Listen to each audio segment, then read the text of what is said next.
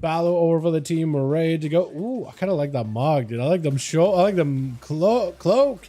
The back piece. That thing looks good. Radimus is going to be first up versus Cardath. Immediately Blessing of Protection. I like this Draenix set he's got going on from Warlords of Draenor. Got himself a little bit of healing. Cardath tried to see if he can get himself with that full-on recovery before Radimus goes in for a proper full go. Did you hit him with a kick? You did. And I actually think that got him immunity. He got that holy paladin kick thing, or caster kick thing with his embellishments. Or is it gem? I think it's a gem actually. Is going to be a kidney shot onto Radimus. Does get himself a bubble. If you can get yourself a dot on the rogue goes in for a quick vanish to escape it before he gets a proper going. Gets better at starting a wild. Yeah, I heard that apparently. I heard right now people are mostly just like out chill, but eventually it's going to be a bunch of dudes that camping new players for their guns and everything in Arc Raiders. Heard it has a pretty good start, but some players are wondering if they're gonna go for like a PvE mode, because apparently the PvE aspect is fun. It's just the loot is like nobody wants to take their good guns out and level them up or anything, because if you die, you just lose your good guns, unfortunately. So yeah. So I'm wondering. Cardath does get himself a reset. Radimus looking actually pretty healthy. I think maybe Leonidas is the only thing he's really got going on right now. But right now, no trinket, no immunities. This could be the opportunity for Cardath to make a play. Blade's coming up in a second, so if you can combine Blades together with a Flagellation, if he's going to play Flagellation, I think right now would be probably the best time for him to really engage and get the most damage in. He's got himself mounted up to try to make sure he's staying away from the Paladina. So let's your horse or pony up to him and get the full stun, which is exactly what you're doing. He is actually, Radimus is not playing the big Dawnlight, by the way. He's playing the hammer build. Kidney off of that for Cardath as he's looking for the full reset. He's got cloak. He just won't be able to stun lock Radimus for a bit. But I think now if you go in with cloak and everything, now could be a pretty good time to get some stuff done. Potentially. You also have a vanish in case you really need an escape, so that could also be really, really good for you as well. You just gotta wait out for the Blessing of Saint. And then I think you'll be really, really good as well. Full gouge, full on flagellation. Everything is available actually. So he's got the full combo here. And this is gonna be it. You gotta get to the most amount of damage. Radimus takes a huge eviscerate. Does get himself a big bonk. Is that enough? Needs one more big hit. One more big hit. Evasion. No, he does go down, unfortunately. With Cardath immediately smokes it to try to see if he can let himself an escape as the dust settles. Mies? I'm gonna go with Mies. I messed up your name, dude. I called you Max the first time. Now I'm calling you Mies. If it's like Cyrillic Russian letters, because that X in the middle is more like an H. And then you kind of ignore it. So I'll just go with Mies. I'm gonna go with Mies. Because I'm pretty sure it's Mies the Mage, just on a Death Knight instead. Disarmed by Cardath, it's going to be gripped by the DK blind to follow before he gives him a proper go. That is IBF out of the Death Knight as well. And Cardath, if he can get himself an escape, this could be a proper good reset here. Not sure from jump midges shield grip. Yeah, free loadout all day. Yeah, everybody's running free loadouts apparently. And if you find anything good, that's it. That's about all you do. But everybody's running free BZ. But yeah. But yeah, I heard that apparently for Arc people, I think like maybe they're gonna go for like some kind of PvE mode where you just fight the Arcs. Or maybe changes so players don't lose their loadouts or can recraft the weapons once they get a good loadout or something using mats. But we'll see what they do. But a lot of you are playing it, so if you were what is it, Jake? If you were planning on like playing something else until midnight, which I guess the beta is coming up in like a few days really. That would be the best time to do it, because otherwise you're not going to have any free time outside of that. Mies does end up going for... Are the eyes available on either side? No, he's just going to have to wait it out. Cardath, dude, he is just taking a sweet, sweet time. He doesn't run out unless he feels like he's ready. Pally down, and Mies just waiting to see if the eyes are going to back up immediately, just sitting right on top of him. By that... cat? I was going to say jungle cat, but it's not really jungle cat. I feel like it was one of the STV cats. Probably I'd say jungle cat, but it's more like a dark short type of cat in there. A spectral cat. Glock shot is for Cardath. Immediately, Mies trying to go for a blind. Does not connect. Does burn a trinket. Mad hit by the rogue. He was literally waiting for him to cool down just to make sure he's got the most amount of damage. The Goeris does have his numbers. So Goeris, unless he gives himself some kind of like a... Unfortunate opener. Binding shot on Cardath. Smoke bomb for a second. Does land the gouge. It is a good trade. Solid trade. Oh, yet another trade for Guerreros though. In Guerreros' favor, does go for a pet sack really quickly. Cardath has an evasion, is going to go burning it right now. Guerreros taking quite a decent bit of damage with the disarmer right after. And it's going to be just the Guerreros trying to see if he can live this damage a little bit into a freeze onto Cardath. Does get himself a trinket. Volley down. Is going to go for a trinket. Big damage into Cardath. Got himself a major shield. Gouge for a second. Can he stun him? He can. But is it over? Is it over? Hold on a second. Cardath. Oh no, my boy Guerreros. Oh, he doesn't have taken him out. That's 3 so far. With a stun right behind him with Leo Cake rushing out. Shake his own cake at him. With Cardath getting knocked back for just a second. He's got himself those big wind strikes. I don't know. This rogue, unless he's got himself like an actual vanish. I don't think he's escaping it. I think one Tempest, you're literally a Tempest away.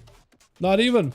But Leo Cake does end up taking it. That is the first one down over for the team one, dude. Cardath was not going to give these boys a try. It was a little bit of that slower rogue play, but he's not going to run out unless he's like got himself enough cooldowns to land a good kill. I feel like otherwise, if you just expect rogues just to like run out and they just sit there, I think they're kind of like a sitting duck. It is going to be Shibushi with a quick bow. What is your bog? It is all over the place. I like the gloves and the shoulders, but then you got like a silver chest piece and leggings, and then you got the OG helm on top of it. It's just all over the place. At least Leo looks all kind of uniform, all green felt looking. It is going to be totems down. Unfortunately, he goes in for the knockback. Shibushi is going to run back into a stun totem, unfortunately, though. For Leo, does get hit with a blind, but it doesn't sit long at all. Shibushi taking a lot of damage. Shield defense right after is going to be able to break out of that one really, really quickly. Leo picking up a lot of healing. Laying hands out for Shibushi as he goes in for a quick sunder. More Tempests are flying in. As long as Leo continues to stand a Maelstrom offensively, he'll always be able to, as long as he has mana, heal himself and get a lot of recovery. And the more lightning bolts he sends, the more healing he could do. Yet another knock. Shibushi knocks super far away, unable to really get up close to melee with Leo. And Leo's continuing to zap him back to back to keep himself alive and healthy. He does have a pre-wall here. So if he does close the gap with you, you got to wall this. Just try to see if you can sprint out of here as quick as possible. He's going to have to wall this. Yeah, you're doing it, Maelstrom. Wait, one big Tempest with a crit might just take out Shibushi. He does have a bubble. But Leo, if he's very, very careful, stun, does have a stun totem. Does he get a second? He does have a second. Bubble out for Shibushi. Leo does not have much to really work with unless you got to heal. Yeah, it just has to wait for the bubble. If only you had a way for you to burrow underground with a PvP talent, I think it would have been okay, but that is tough otherwise. And Saya is up next. So far, the team 1 has been able just to rock through team 2, man, without Rogue in particular really leading the charge. But Saya is the last one left over for the team 2. Has to hold the fort at 42% dampening. 8 minutes into the duel. Can he bring it back? I think against Shibushi is going to be able to do pretty well.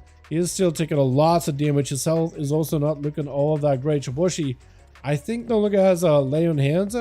That's a blind on to Saya. Try to see if you can get a bubble at him. If Saya uses bubble a little too early, he's not going to have enough stuff to work with for the next competitor, which is going to be Drudy. Immediately try to see if he can land an opener on the side. Big rake. Got himself the trees, everything. It's going to be bubble. Immediate bubble up for Saya. So now all Saya can do is maybe turn some pressure, some attention back onto Drudy at most. But I don't really know if he can do much right now. Does go for a roar. Clone right after. With a regrowth to follow. Is this going to be enough as a question?